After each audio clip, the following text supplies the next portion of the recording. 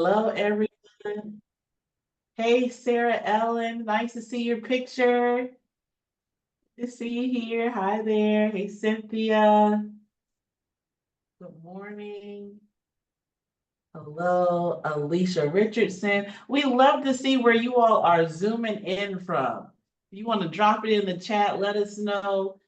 Say hello to us. Uh, Let us know. I'm zooming in from Atlanta, Georgia this morning, where it's a little drizzly, but that's okay. I like drizzly days. I can bring the sunshine. Uh, where are you all joining us in? Okay, Alabama, Mississippi, California. Oh, California, thanks for coming so early. Thank you. You're here early in the morning. Do you have coffee over there right now? Who is that? Stephen? Steven? Hey there. Okay. Milledgeville, Georgia. Is that Milledgeville, Georgia, Charles? It's so good to see so many people from all across the country, all across just everywhere. We're excited to see you all here. And we're going to jump right into it because we have a lot to cover. And about how long are we here today? We're here for about an hour and a half.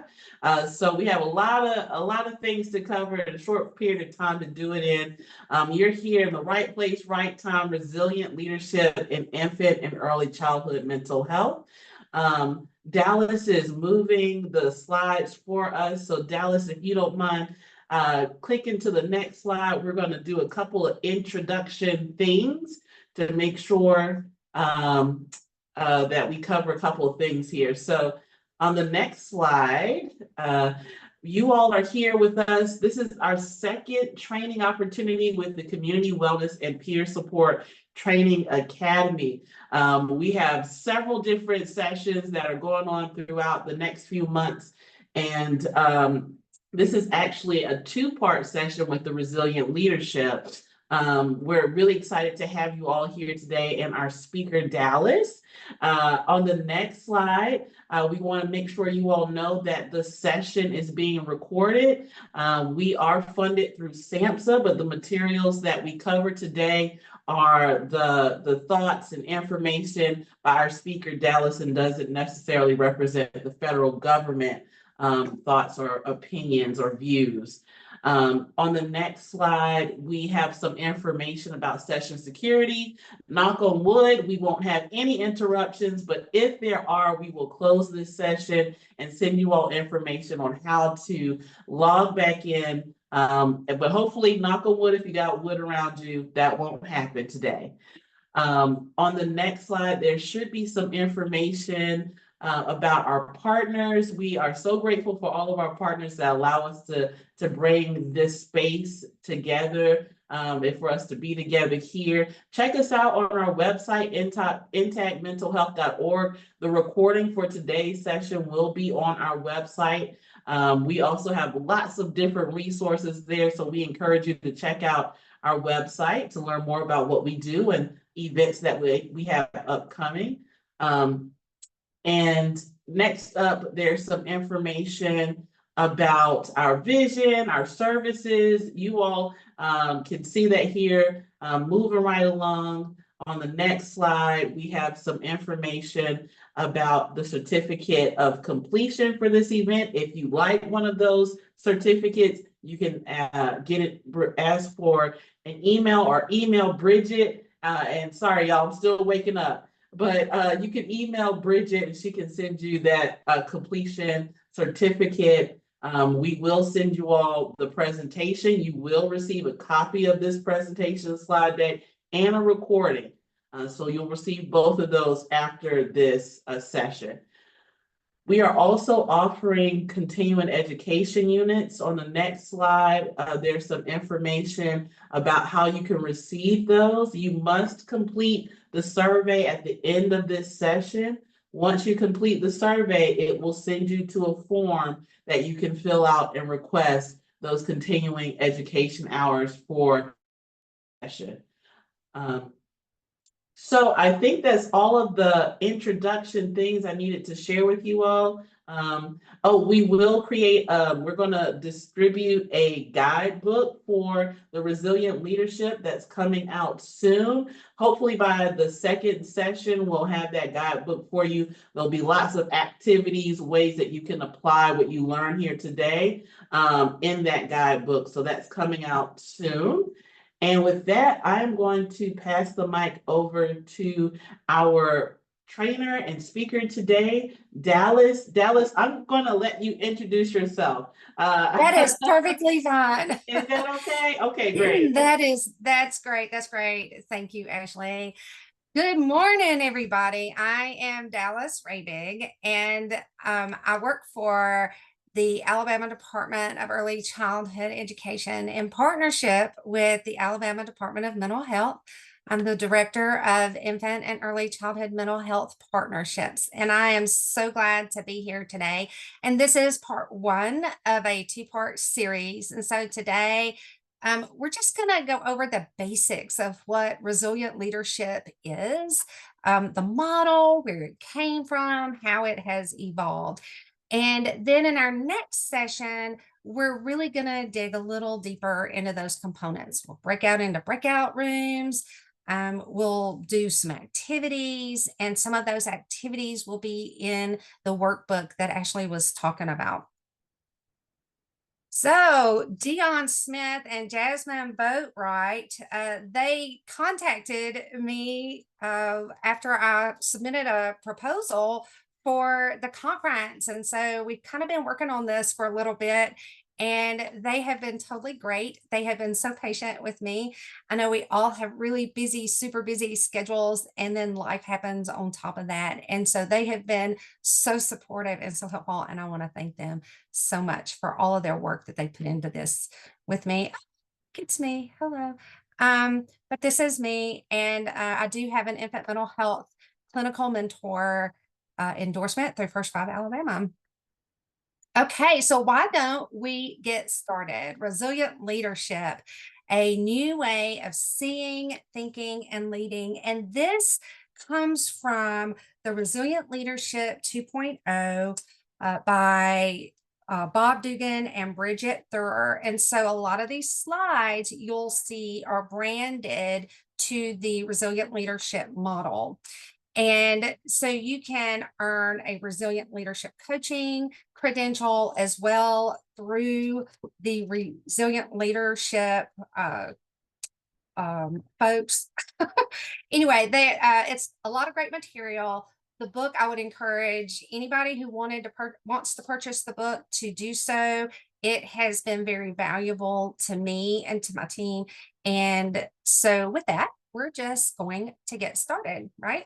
So our agenda today, I'm going to go over the objectives briefly for both sessions, and then kind of what we're going to do today with more intent. And we'll do a little bit of an introduction activity. And today we're going to cover the what of resilient leadership. And next time we're going to cover the how of resilient leadership. And we're going to talk about being a step down transformer. And those major components are leading with conviction, staying connected with the other. And we're going to talk about what it means to balance the saw and managing triangles. And when we get to that managing triangles, you guys are going to really recognize some of these things in yourselves and in others. All right, so we are going to talk about briefly the theoretical foundations of the resilient leadership model, how to apply these concepts to any organization or systems work, because the theoretical foundations comes from family systems theory. And, you know, we can apply how we work with families to how we work with each other in our organizations as well. And then the core practices that are intended to bridge the gap between knowledge and practice. We're going to introduce that today. We're going to work on it in part two. So in session two, we'll build on the information from today and talk about how we can utilize it in our practice and how we can apply these concepts to move ourselves and others from an anxiety-driven automatic reaction to calm, responsive, reflective practice. We'll describe our core practices today, differentiate between over and under functioning, and identify our own reactive behaviors and the reactive behaviors we might see in others that lead to becoming a step down transformer. So, I'm going to ask these questions and you guys can pop your microphones on and just pop in and answer. We're going to do this popcorn style. So, if you feel like you want to raise your hand, that's great. If Ashley or Bridget or Jasmine can see the hands, I can't. But who would like to share what this day has been like so far for you? We use this in our communication style for infant and early childhood mental health, this question, because it really does set the intent for communicating with the other. So someone share what it's been like for you so far today.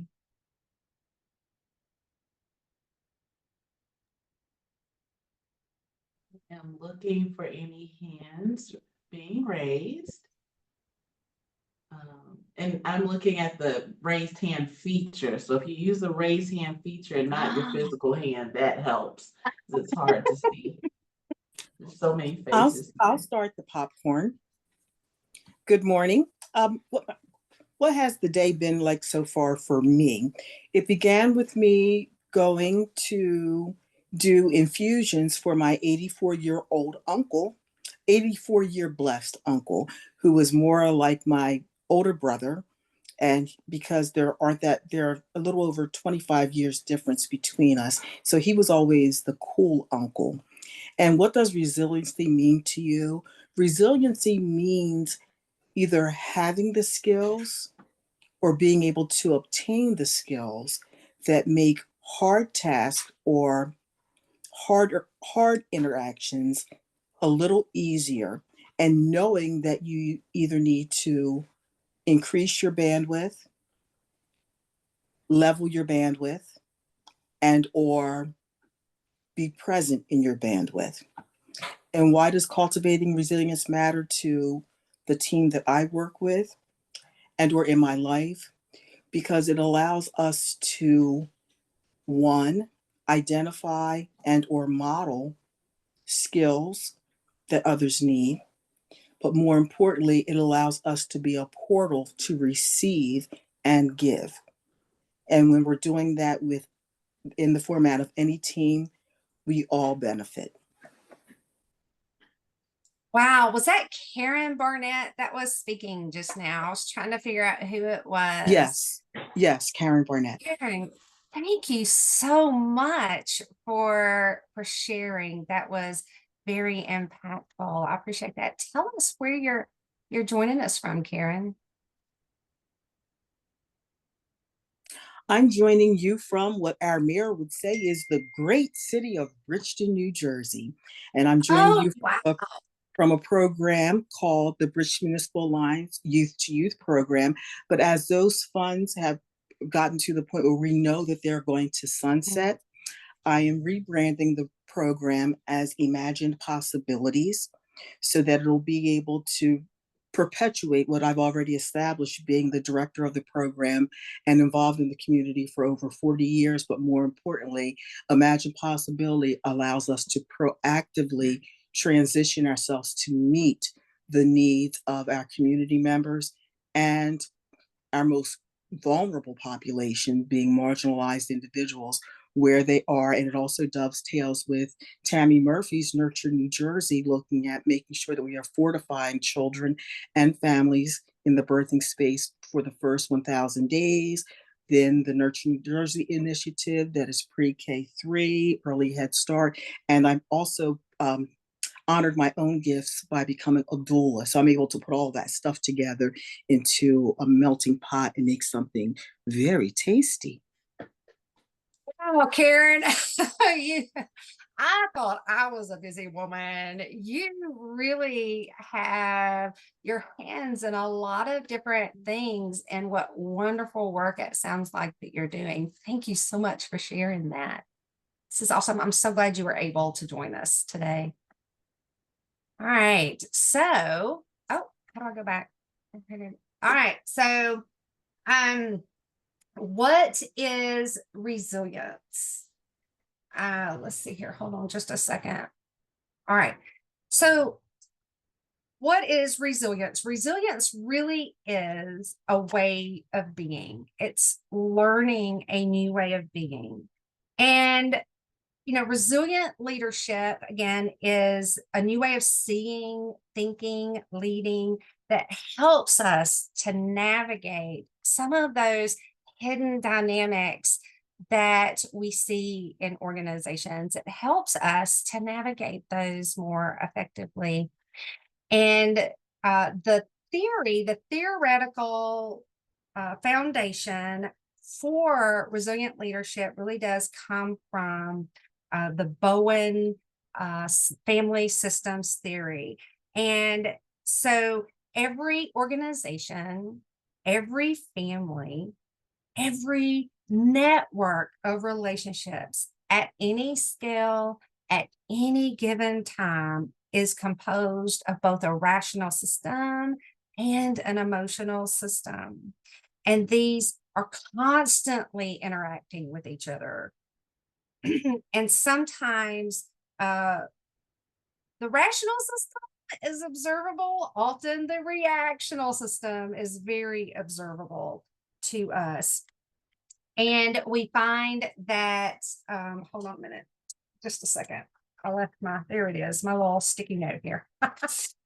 Okay, so we know that Bowen really did revolutionize individual therapy by recognizing the family as the basic unit of study. And Bowen tells us that the complex interactions of individual family members can be understood best when seen as part of a system. Now, does that not really align with organizations, right? We can understand each individual within our organization within the context of that system. And when we look at families, when we look at children and infant and early childhood mental health, we look at the child within the context of that family system as well.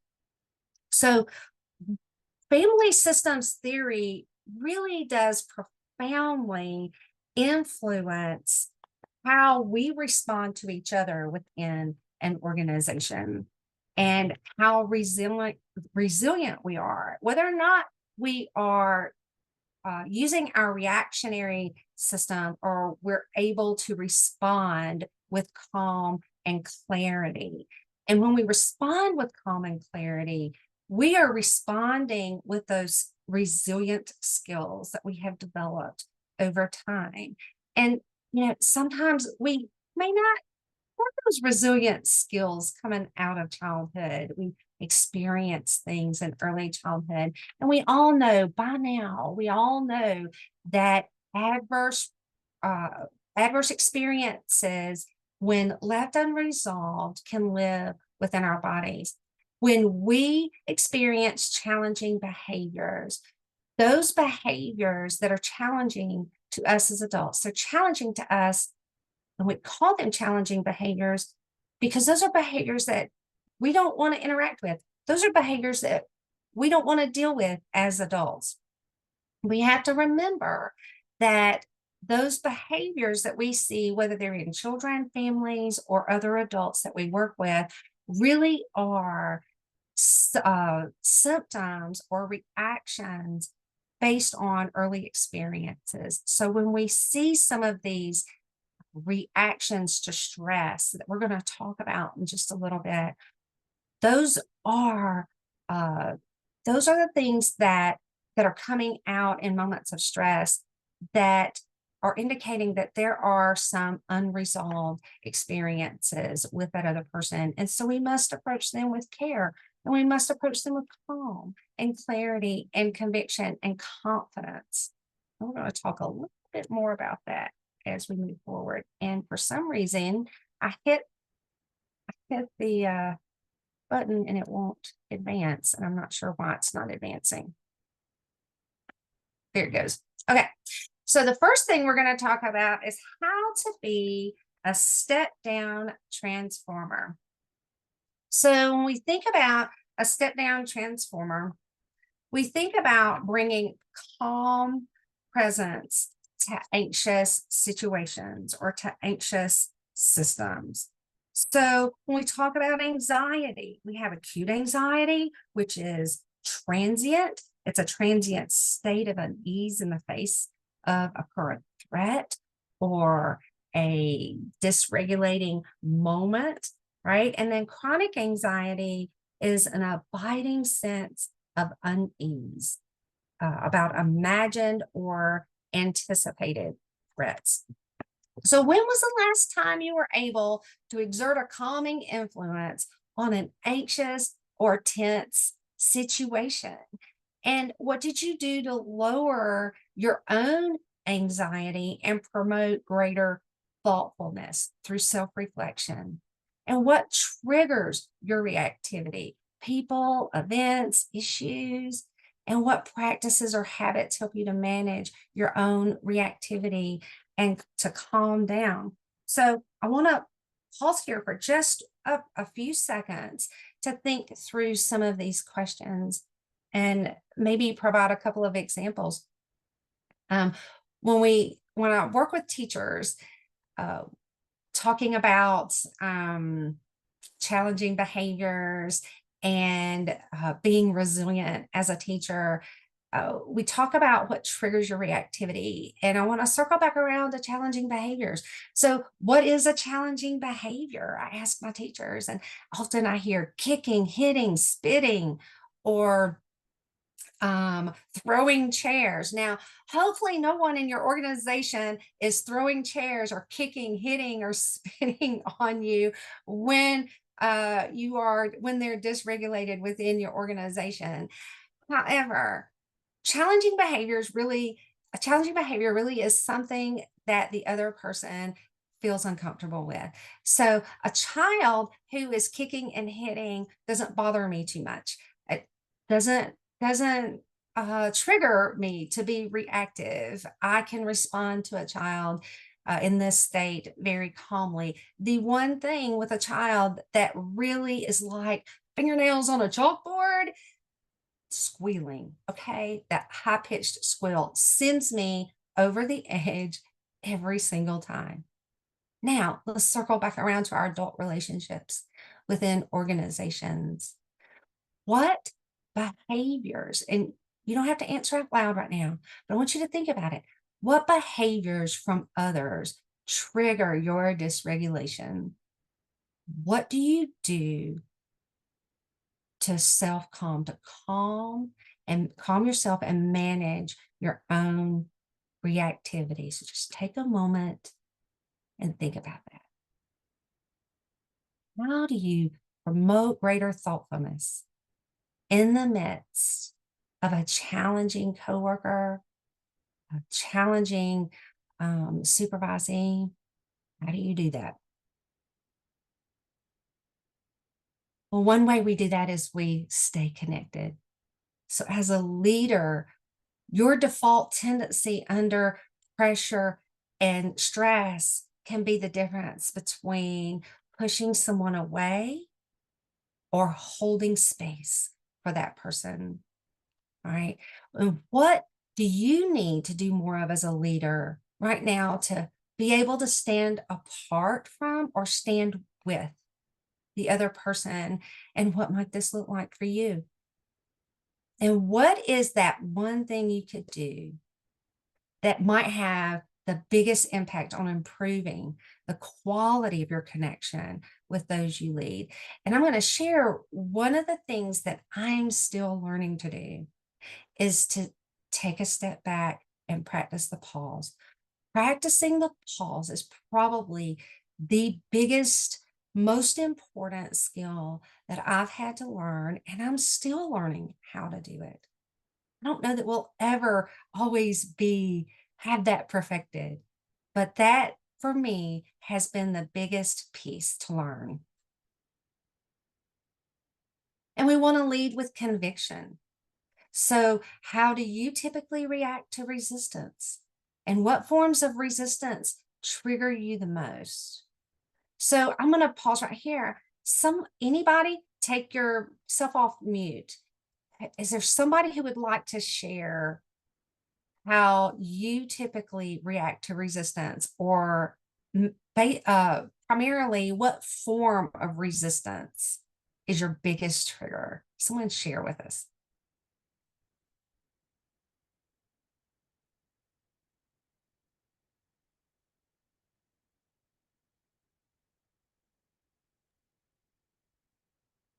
There are some messages in the chat. Someone said anger is first for me. That's what we Oh, have wow. right Wow. now. Also Karen shared in the chat that she functions in this realm daily and really uses the skills during summer programming, and she talks a little bit more about that programming. Nice, nice. So, what are some of the guiding principles or values that you live by, that you lead by? And this question sounds a lot like servant leadership.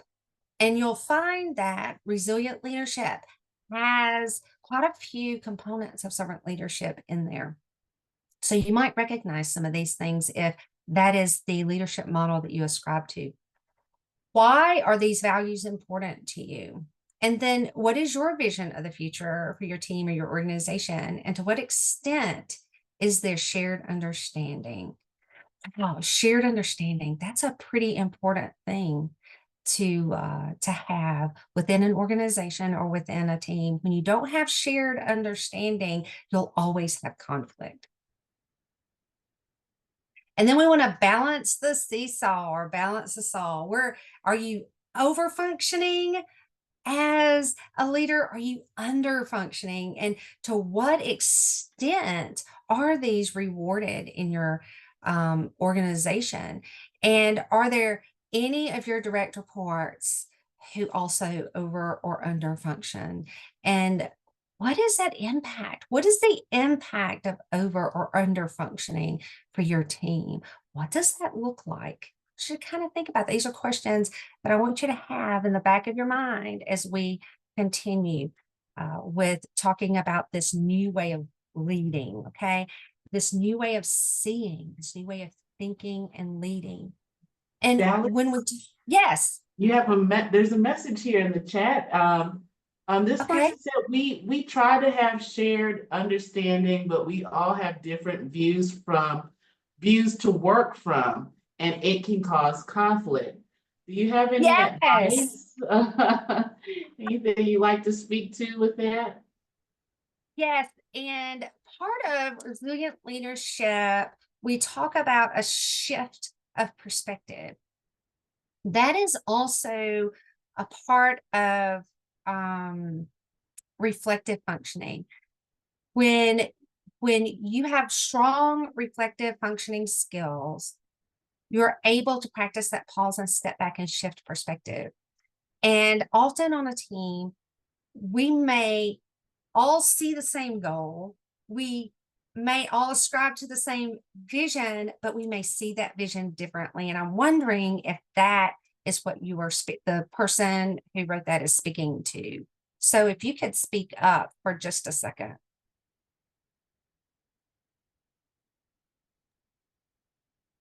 And that was from Raquel Mack. Raquel, if you're speaking, Okay. you're on. Are you here? Yes, I'm here. What was the question? I missed that. So often, we can see the goal, we agree on the goal, we agree on the vision, but yet our interpretation or our perspective of that vision may be different. And practicing the pause and really reflecting on how we're seeing the vision through our lens. And I guess what I'm asking is trying to clarify if that's what you mean. If everyone agrees on the vision, yet everyone's let's say there's a 5-member team and all 5 members have a different definition of what that vision means. Is that what you were speaking to in your comment? In the Our training? vision is pretty much all the same within my organization.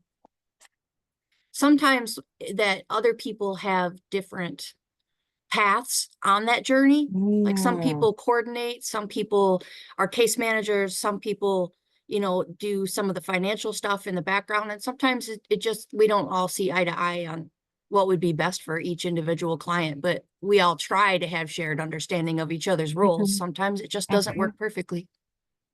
Yeah, and you're absolutely right. And we get into that between the seeing and the thinking. So I'm hoping that some of the information in the slides to come might be helpful for you on that. And to others as well. And all teams are going to function very similarly. Like, not everybody's going to agree on the vision 100%. But we've got to learning how to work together and being resilient, and learning how to practice that pause and learning how to shift how we see things. And it doesn't mean we have to agree with the other person. What that means is looking through their lens, looking at it through their perspective, and being okay with everyone may have a different perspective of what to do. And, you know, working together to come to a common ground. And we're not always going to 100% agree with each other. That's not always going to happen. That's just the nature of life, of being human, of a human being, right? Being human. So when we talk about a new way of seeing, we're watching for emotional processes. We're thinking about ourself, our own process, our own reaction or response, and the other, and how those play into the interaction between the two. And we're understanding, getting a better understanding of automatic functioning. What does that mean? Automatic functioning, automatic reactions. What does that look like? What does that mean for us? What does that mean for the other person? What does that mean for my team that I'm trying to lead? And then we're thinking systems. So Bowen, family systems theory, organizational systems, and we have triangles. Every relationship has triangles, and when you can identify those triangles and identify the unhealthy triangle, that is the first step to learning how to shift into healthy triangles and healthy relational behaviors, and understanding how the past impacts our present. Our past experiences impact how we presently interact with others. And then the new way of leading, where we focus on differentiation of self, where we focus on how we are responding. Are we staying connected? Are we able to lead with conviction?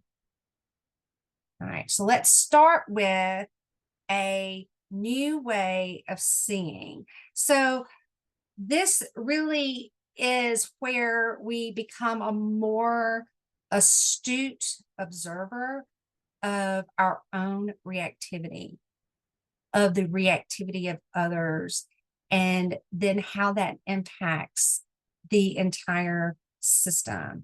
And we define reactivity as an automatic response to a perceived threat or reward. And so the emphasis here is the word automatic. And most neuroscientists would agree that 95 to 99% of our day-to-day behavior is the result of instinct and habit rather than intentional and deliberate choice. So we also understand that millions of years of evolution have hardwired us, hardwired our brains with a set of automatic functions that help us to stay alive and to thrive. So we have, automatic system when a threat comes our way. So if a bear comes our way, are we going to run? Or are we going to sit and talk to the bear? Are we going to do something to help us survive? And I saw a hand up, and I think it was Sarah Ellen Thompson. Would you like to share something? No, that was a mistake. Apologize. Hey, all right. That is quite all right. So when we can focus on, as a leader, when we can focus on how the past is influencing my present, when we can understand why that's happening, we can begin to achieve balance between ourselves and the other person. So we have, I want to come back to the rational system and emotional system. And I think I've got a diagram coming up in just a second on that. But the emotional system is half of the system. Our rational system is one half. The emotional system is the other. And the emotional system really is a big driver of team performance or individual performance. And we define the emotional system as the instinctive pattern of automatic actions, reactions, and interactions that shape our functioning, again, as an individual, as a team, as an organization. And the emotional system is the hidden chemistry of every organization. And it is the key to healthy functioning and success within the world. I think I've got there it is, iceberg, the iceberg. So when we look at the iceberg, what we see at the top is just a small portion of the iceberg. We see those reactions. However, the iceberg goes deep under the water. And those are the things that we can't see. Those are the things that we want to be able to hold space for the other person. We want that other person, we want our team to feel safe in our space, to be able to explore what's going on with curiosity. We want to be able to explore those emotional processes, to see what's going on. And as leaders, we want to offer that space where anxiety is reduced, where our team feels comfortable and safe in coming to us and talking through, maybe I don't agree with that vision. And I want to be able to feel safe to say, I don't agree with that vision. And I need to talk through it, because this is just not how I'm thinking about this. And as leaders, we need to be able to provide that space for our team, for our employees, for our coworkers, just as we do that for our families. All right, so when we talk about the automatic functioning and reactivity, our brain is wired for survival. Do I eat it or does it eat me? The big bear, right? And when our response system, when our survival system is working properly, then our brain is messaging, hey, danger, danger, danger. And our frontal lobe goes, oh, wow, let me scan my environment, right? And see what's going on. And it sends the message back to the amygdala, which tells us, oh my gosh, we need to run, fight, hide, fawn, whatever we've got to do to survive. And that is normal. That is a normal stress response system. But often our stress response system is hijacked by our amygdala. If our amygdala is not functioning in a healthy way based on past experiences, it's using information based on past experiences, then our response system is going to be flawed. It's going to throw errors, right? And those are our reactions. And those are the behaviors that we see. So it prevents, in a healthy way, the amygdala would prevent an inappropriate response. But when the amygdala is not functioning in a healthy way, we see inappropriate responses to stress on a team, in an organization, in a family.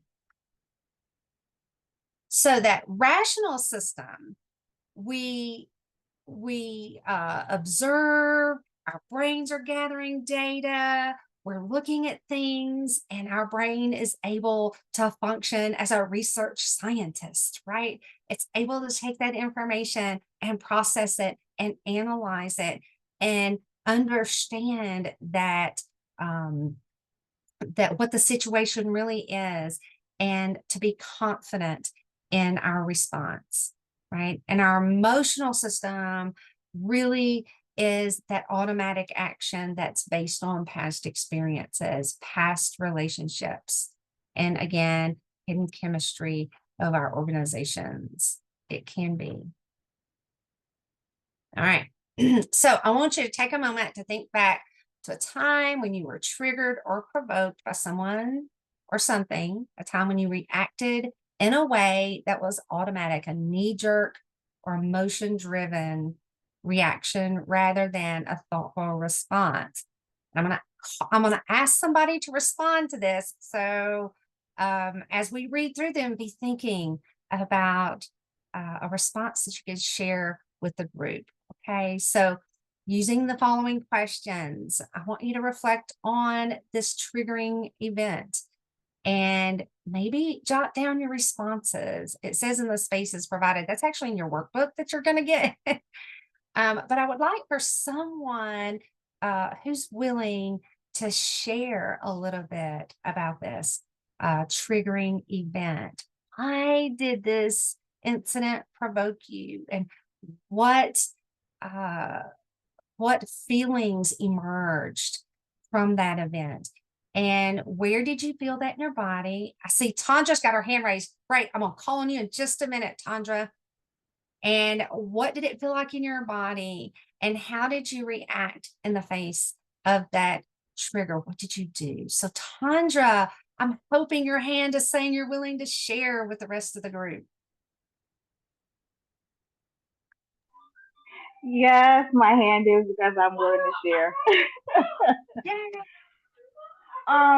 I remember being in a small group setting, and I had raised my hand to ask a question, and I was overlooked. And I remember in that moment was very triggering for me, because I remembered other times where I had wanted to give input, I wanted to share, I wanted to participate, and I was overlooked in those moments. I wasn't given the opportunity that other people in the setting was given. And that had happened, years ago. This years in the past. There have been other times where they've come up and I'm sorry, I'm in the room with my grandson. My grandson is playing the game. So sorry. You're absolutely fine. But what ended up happening was I felt myself, even though this was a virtual experience, I was not camera up, I was in the privacy of my bedroom, I could literally feel myself shrinking. I felt myself shrinking in the moment.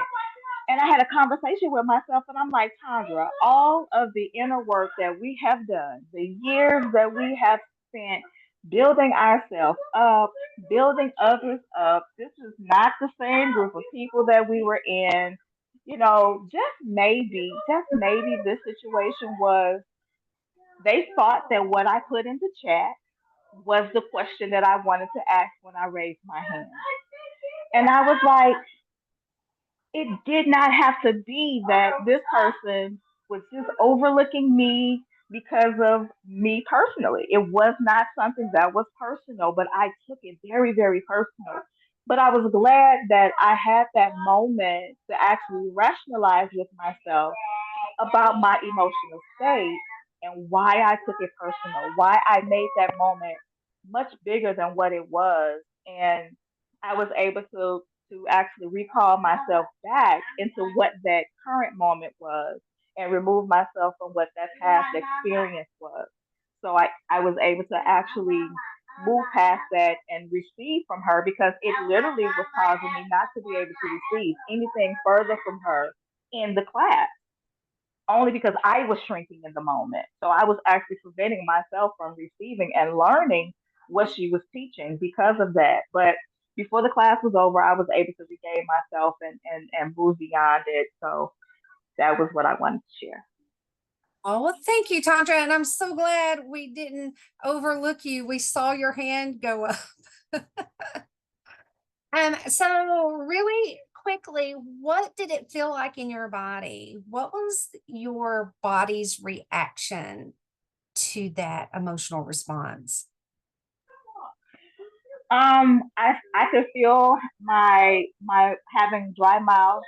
I could feel that cotton mouth. Like I wasn't even speaking, but I could feel the cotton mouth happening. I could feel anxiety raising in my body. And I literally could feel where, like, when I say shrinking, I could literally feel my shoulders hunching over and my chest caving in and my head starting to bow a bit physically. This was literally what my body was doing. And at the very same time as what my emotional response was feeling with the anxiety and what I was thinking, my body literally started caving in, like in response to Wow. what was happening. Yeah. It's very interesting, Tandra, because the resilient leader is one who has learned to watch for these subtle, sometimes not so subtle responses within themselves, this reactivity within themselves, but they also learned how to recognize it within the team that they lead. And so the role of the resilient leader is to continuously monitor for the ebb and flow of anxiety. And it sounds like I did just that. I mean, that was a very resilient response to your reactivity. And I just want to say kudos, Tandra, for taking that step back and doing some self-reflection in the moment and having a better understanding about what is going on. And my screen just went blank, Ashley. So I don't know what's going on. No. Does everybody else have a black screen? Yeah, it's black on our side too, Dallas. Do you want to stop screen share and Yeah, share? yeah. And if it doesn't work, then I can either Bridget or I can share our screen. Let me see if I can get it to, oh, it's just, yeah, it's just black on my end. Bridget, are you Yes. available to share your screen with the slide deck, please? I do need the slides. Okay, it's the link that we shared earlier when we were doing some tech checks. Well, And if there's a prompt question you want to ask the group while yes, we shift. actually there is. I have the slide deck on another window over here up, like the draft one, so I can look. Over here, let's see.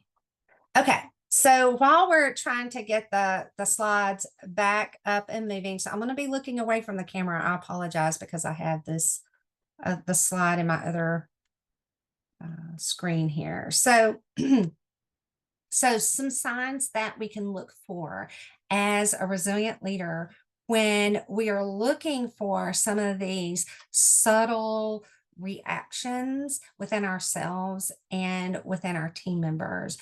We are looking for some of these things. So when someone is seeking a lot of feedback, we could they're either, okay, let me rephrase that. They're either seeking feedback or resisting hearing feedback.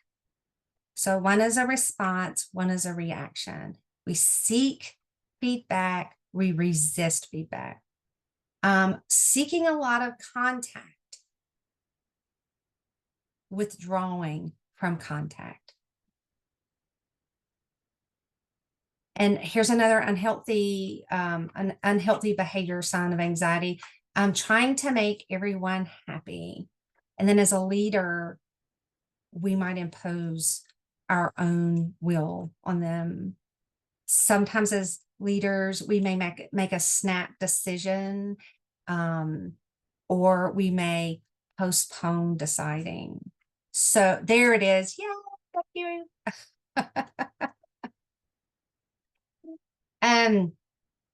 And then trying to appease people or blow up at them.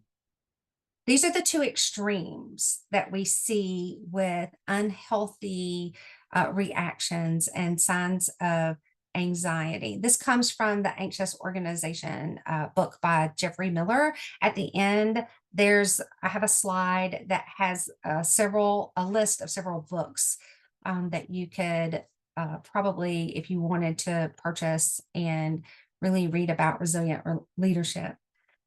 Ignoring a problem or exaggerating it. I call exaggerating a problem stirring the pot. Pot stirs. Thank you, Bridget. Yes, absolutely. And we can either micromanage or we can disappear. And we either stir up conflict, yep, that pot stir, or we stifle it.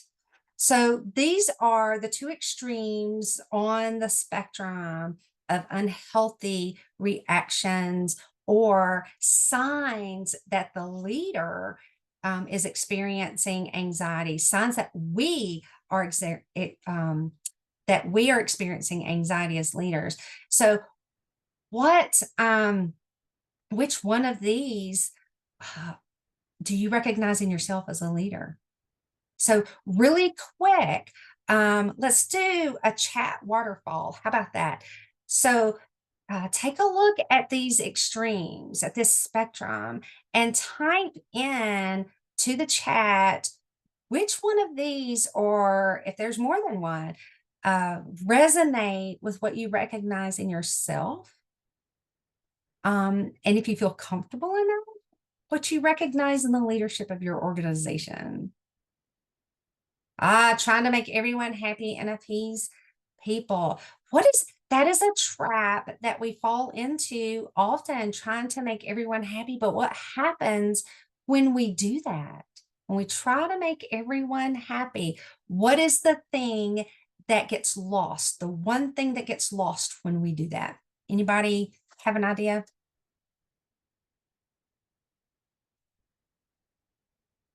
I'm going to throw it at boundaries. When we seek to make everyone happy, we lose sight of boundaries. And if that is something that you struggle with, then working on learning how to set boundaries is probably something you want to think about. Clarity and consistently getting lost. Yeah. There's a lot of trying to appease everyone and make people happy. I'm seeing boundaries and working out of codependency symptoms. Yep. So that's a boundary setting. That's a thing.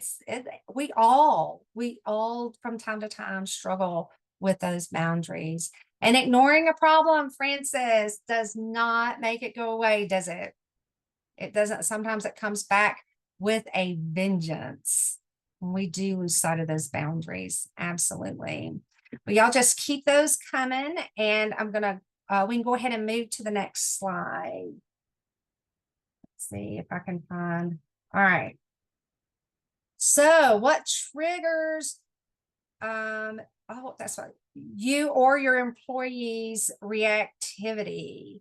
So what makes you anxious? What triggers your anxiety? And we can do another chat waterfall here. What makes you anxious? What triggers your anxiety? And how do others tend to behave when they're anxious? How do you tend to behave when you are anxious? So what are some things that might trigger your reactivity or your employees' reactivity? Dallas Blanca has her hand raised. Okay, yay, Blanca. Go ahead. I would like to share on this one because I just happened to have one of those at my work. Um, so my supervisor was asking me.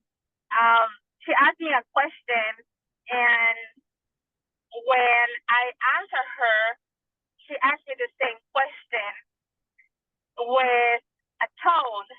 So I figured I didn't answer.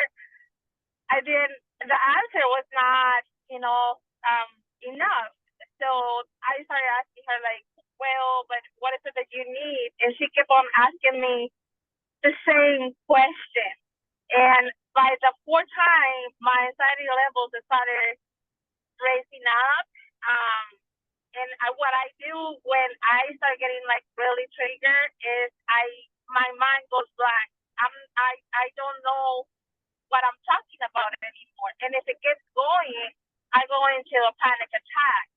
So I was like, and when I started noticing in my body that I was getting really triggered, I asked her for a moment, and then I went to the restroom, and like the other person that was there, I will start talking to myself, reminding me of all the work that I've been doing, that I can do this, that I'm in a safe place, that I just need to ask for clarification, and started doing all this reflection on myself, especially as a bilingual. Communication is big for me. Like, I want to make sure that you are understanding me when I'm trying to tell you, especially when I'm talking about my clients, right? Because we as family specialists, or at least in my role, I'm advocating for my family. So it's not just my opinion, it's probably the livelihood of the family that I'm trying to support, if that makes sense. Yes. Absolutely. Thank you for sharing that, Blanca. And yes, absolutely. And being bilingual, it really is important to have effective communication skills, because even the differences in the Spanish speaking languages, there are different meanings to things from the different dialects, right? Yes, And yes, absolutely. Yeah, and we can absolutely think we're communicating one thing and be offensive to someone not knowing we are. And that can be triggering to the other person that we're trying to communicate with as well. And that's one of the things I keep saying. I'm going to learn Spanish, and I'm going to learn different dialects of Spanish so that I can better communicate. We have a growing Spanish population here in Alabama, and we're working really hard to be able to communicate effectively and offer services. So we can offer services. Thank you so much for sharing, Blanca. I did notice, and I want to apologize right now. I thought all my animals were out of the office, and I have a cat right here. And I want to apologize right now if he gets into the camera. I'm trying really hard not to let him do that. Okay, I do want to, I'm looking at the chat, and there was one piece in here that stuck out to me. Let me find it really quick, because I wanted to point out something with it. Okay, there's gossip, micromanage. Okay, not completing their work. So I think we've got Colette. There were a couple of people that said that, 2 or 3 people that said, okay, Gina Mullen, Colette Martel. I think there was one other person that indicated people or employees not completing their work.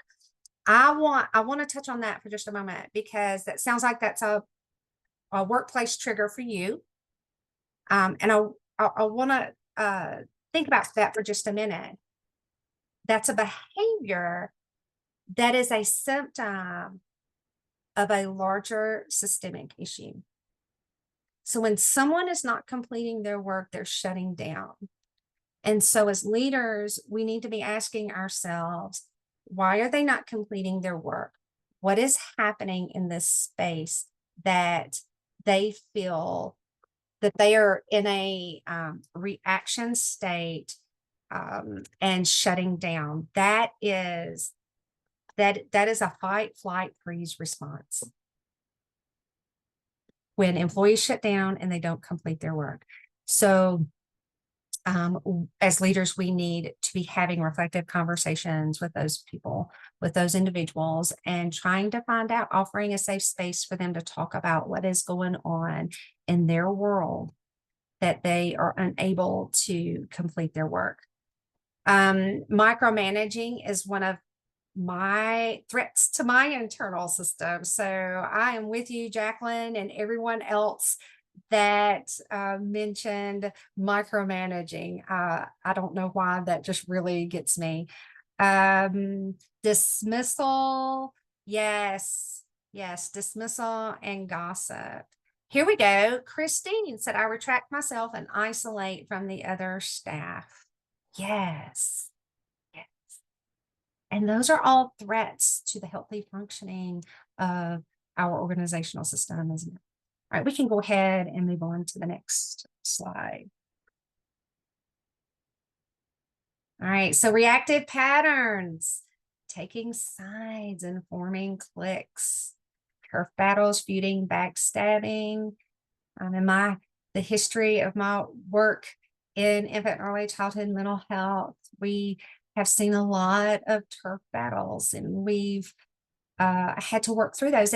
And they may not have been intentional. The turf battles may not be intentional. Those turf battles may be the result of reactions or trauma responses from other people within the organization or outside of the organization.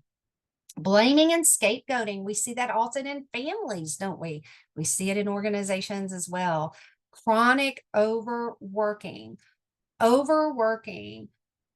working 120 hours a week, working 80 hours a week, though that is a symptom. That is a symptom of dysregulation. That is a symptom of anxiety. That is a symptom of fear.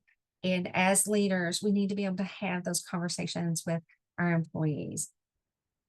People not saying what they really think for fear that they're going to be judged or reprimanded. Distancing, people hiding out their offices. And yes, I see that in the chat, hiding out their offices. Absolutely. Keeping their cameras turned off in leadership meetings. Y'all are fine keeping your cameras turned off, by the way. Y'all good.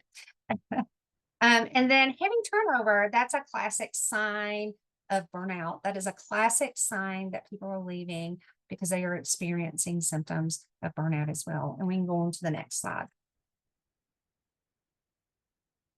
So reflections, resilient leadership embodies self-reflection. And if your organizations are not participating in reflective supervision, I want to encourage you to build reflective supervision into your leadership, into your organization, because self-reflection allows us the opportunity to take that step back, to develop that skill. And when we are able to do that as leaders and take a step back, we're showing our employees, our staff, our coworkers, colleagues that it's okay to do that. And we're showing them how to do it. And reflective supervision really helps us build that skill to reflect, and not only reflect on ourselves, but reflect on how our behavior is impacting the organization or impacting the team. How our behavior may be impacting the people that I supervise, which impacts the families. So it's that parallel process, right? If our behavior, if our leadership is unhealthy, and that unhealthiness is spilling over to our employees, to the people we supervise, let's say home visitors, it's going to spill out from those home visitors into the families that they are serving. And we want health and wellness and blessing, right, to flow out of our home visitors into our families, out of our counselors into our families. So in order for them to be able to do that in a healthy manner, as leaders, we need to be able to do that with those that we lead. Next slide.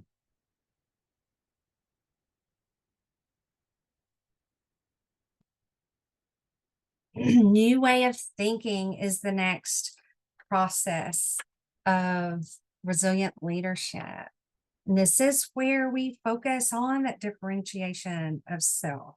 So a leader thinks systems by reflecting thoughtfully on our actions, on our reactions, and interactions that we observe among the people within our emotional, that their emotional system or our emotional system in which they are a part. And it allows us to get a sense of the extent to which we think systems and our own roles as a leader. So we understand how our present is influenced by the past. Next slide. And that comes out in triangles. What is a triangle? Triangulation, right? So a triangle is a triad between three people unconsciously formed to lower the stress that's experienced between two of the people. And triangles can also involve two people and an unresolved issue or conflict. Next slide. So let's see what this looks like. So so this is kind of an illustration of a team. So you have your boss or your leader and two coworkers that you supervise. And if they're going at each other, and as a leader, you are not providing a safe space for them, then this is where pot stirring comes into effect. I like the term pot stirring. So I'm gonna try to provide an example of what a negative or what an unhealthy triangle in the workplace might look like. You as a leader, you make a decision. You make a decision and implement a policy for the organization or for your team. And you have two supervisees that have different perspectives of that policy that's been put into place. And they begin to talk to each other. They become dysregulated by the policy. Maybe they don't understand it. It doesn't line up with their own vision of what they're doing, of what the work that they're doing. It doesn't align with their own value system. And instead of going to the supervisor, to their leader or to their leadership team and expressing why they're concerned about this policy, they talk amongst each other. And then that begins to feed the angst. It feeds the anxiety. And that's the pot stirring. We do it all the time, unintentionally, but we do it. So instead of going to the person that made the policy and expressing your concern, you do it with each other. And then it festers and it builds. And this is not going to be a nice visual, but like a boil or like a nasty zit. When we keep messing with it, right? And it becomes infected. And that's what a negative triangle looks like. And then they begin to talk about, well, our supervisor has all of these shortcomings. They're not a good leader. They're not looking at this correctly. They don't know how to look at this correctly. And so you get this festering, right? Next slide.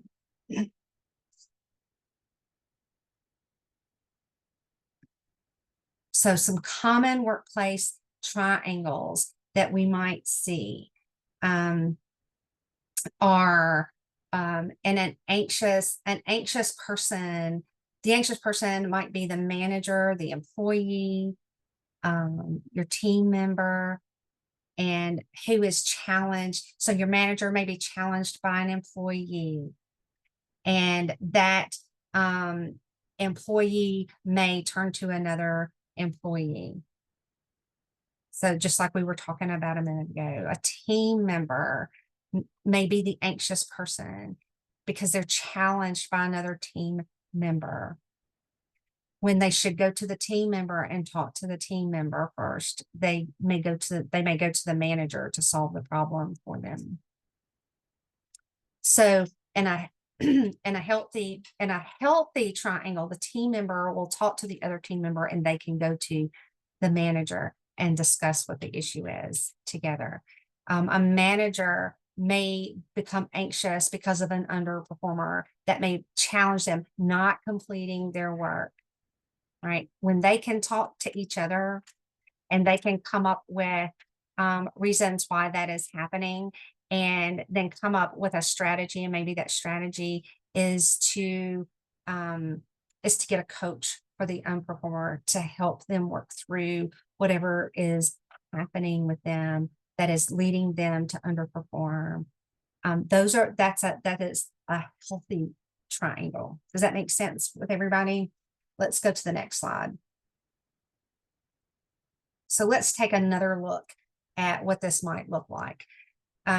So efforts to change the other side of the triangle generally produce the opposite effect and leave you with the stress. So again, you as the boss, you make a policy, and then your two direct reports they don't like it. They talk to each other, and this becomes dysregulated. And so we have a dysregulated triangle, an unhealthy triangle. Next slide.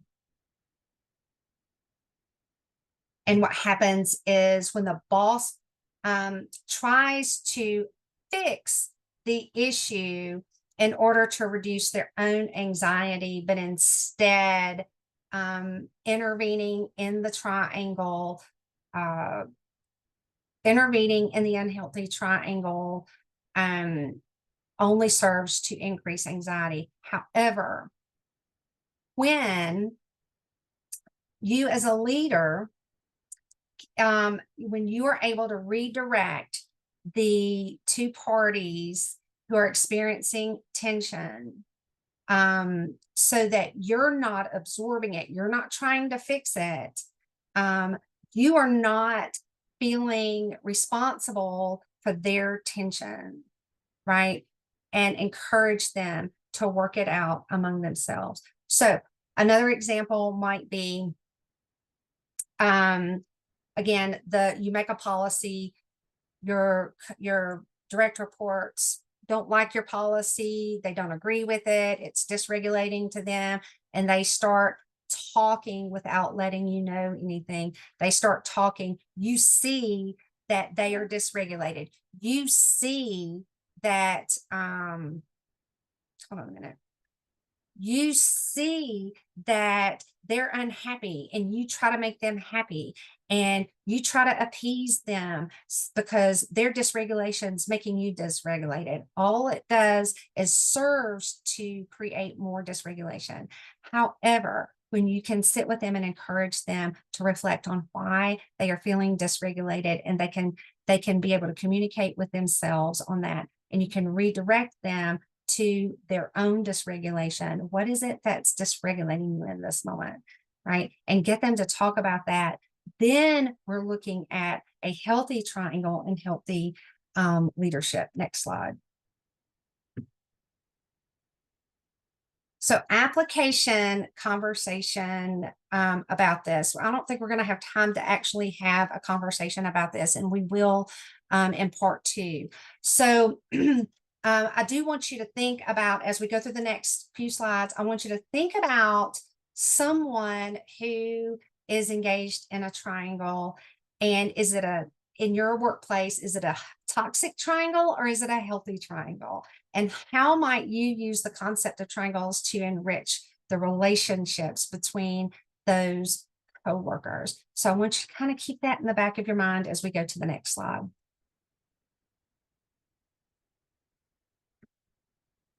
All right. So how to work with triangles to create a healthy space. So we want to work to improve an existing triangle by opening up direct lines of communication with the other people in that triangle.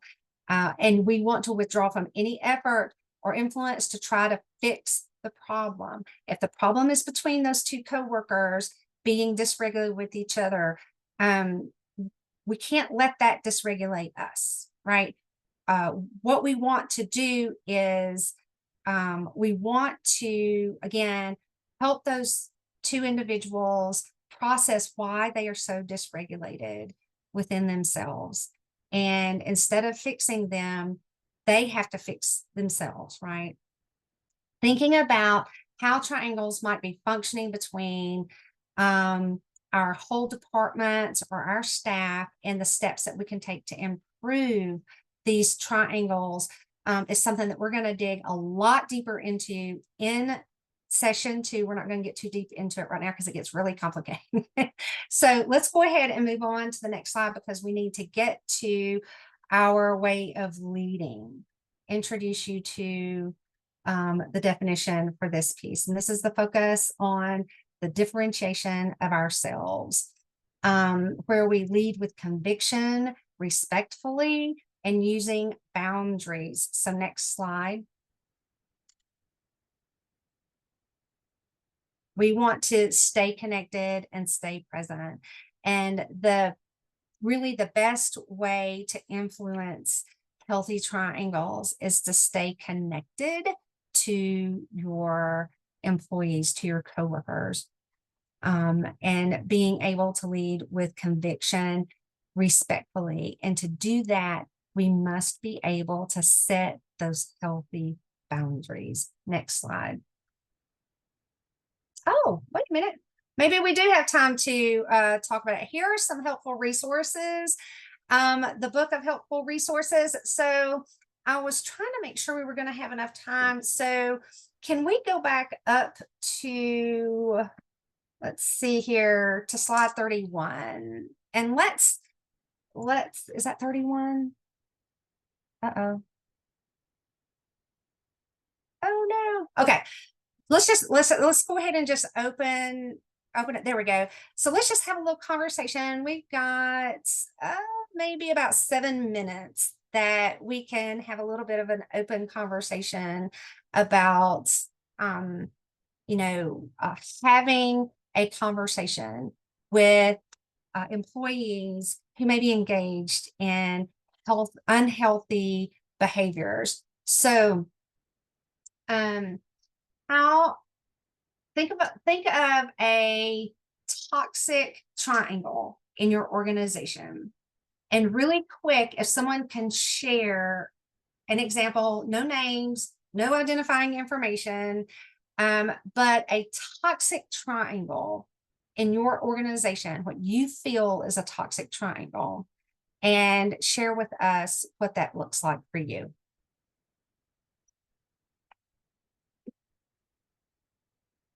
I'd like to share. So it's not a person, I guess they're groups.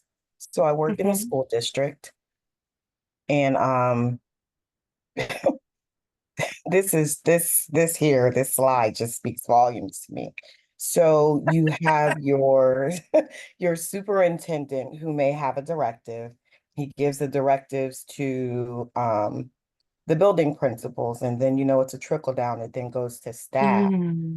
So it's like a pyramid, right? So you're gonna have that dissension or that communication between the principals, and they're chatting about, the directive and what they don't like about it. And then they in turn give it to their teachers, and then the teachers do the same. And if it's community or family impacting, the teachers are talking about it, the families are talking about it. So this is just like built on top of each other.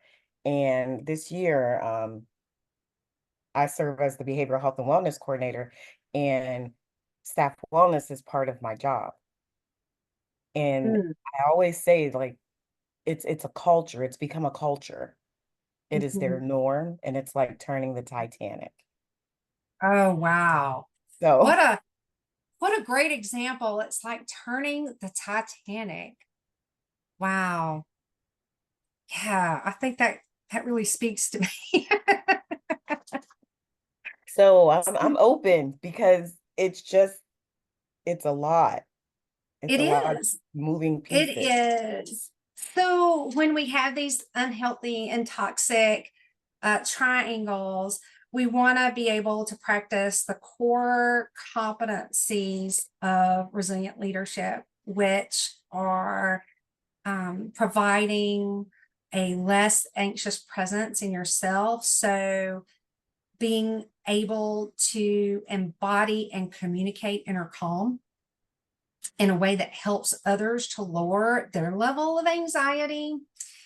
And then to be able to take a clear stand, yet respectfully understanding that there are going to be risks in taking a stand sometimes, because that means you have to be a little vulnerable. You've got to be willing to be a little vulnerable to take that stand for the sake of preserving core values, right?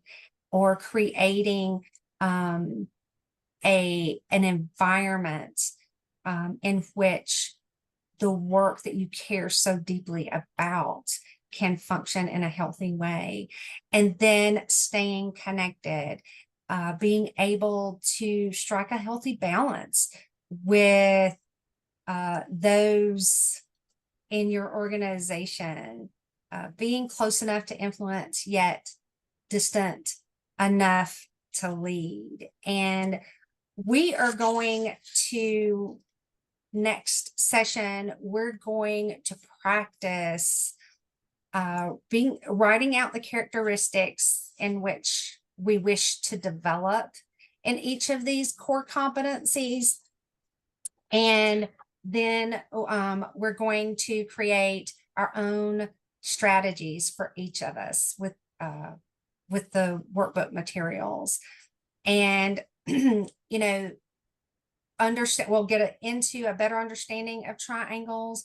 They're universal. They can either be toxic or healthy, and it really depends on the position, the person's position within those triangles. And being able, the practice for triangles for resilient leaders is practicing emotional neutrality. Emotional neutrality. And I think for the first time outside of a counseling practice, working with families and practicing emotional neutrality, I've had to do that in the last year and a half with a situation in one of my workplaces. And I had to be vulnerable enough when asked, why are you taking someone else's side, or why do you still talk to this other person? And being able to take a stand and say, I am being neutral to the situation because both of these people have a voice that needs to be heard. They both have issues with each other, and they're big. They are big. I can't fix it. They have to fix something within themselves I can't fix. And so they've both come to me and they're talking to me. I've provided a space, a safe space for them to come and talk in a reflective way about what's happening. And I'm holding space for both of them while encouraging open communication with the other, helping each of them shift perspective from their own reactive reactions within themselves so that they can have healthy responses to each other. They may not like each other, but they've still got to work together. You don't have to like your coworkers. Did y'all know that? You don't have to like your coworkers, but what you do have to do is be respectful with them and offer space where they feel safe enough to work with you. And that is the embodiment of being a resilient leader, is understanding that I don't agree with you. I don't agree with your values. I don't agree with your political beliefs. I don't agree with your spiritual beliefs. I don't like your lifestyle. Okay, so what? Okay. But that doesn't mean I can't work with you. It doesn't mean we can't share space together. And that is the embodiment of resilient leadership. And I can't wait for us to really dig in deep next time and get into this workshop part of it and have fun making our own strategies, building our own strategies, and we'll go into breakout rooms. We'll have lots of activities. So I can't wait. And I just want to thank Ashley and Dion and Bridget and Jasmine for having me here today. Dallas, that was powerful. What a way to end this session. I love those words. Thank you so much. And thanks to everybody for joining us and being active participants. Like this session is great because you're here and because you're active and you're asking questions and you're being engaged. The second part of this training will be on June 24th from 10:30 a.m. to 12 p.m. Eastern time. And we hope that you will join us. Like Dallas said, we'll get into the strategies, the practical tools, and we will do more exercises. And so we hope that you'll join us again. People are open to continue to register for this. This is at no cost. So we encourage you to share this session. If you enjoyed it, share it with others so that they're here with us on June 24th. There were also some questions about the continuing education units that we provide. Once you complete the post survey, so once this webinar ends, a post survey link will pop up. You'll need to complete that survey, and from there, you'll fill out a form to request your continuing education units. Again, those are at no cost as well. So please continue to join us with this series. And I think that's all that we have here for today. I hope that y'all have a wonderful rest of your day, and we will see you soon. Thanks again, Dallas, and y'all take care. Thank you. Bye.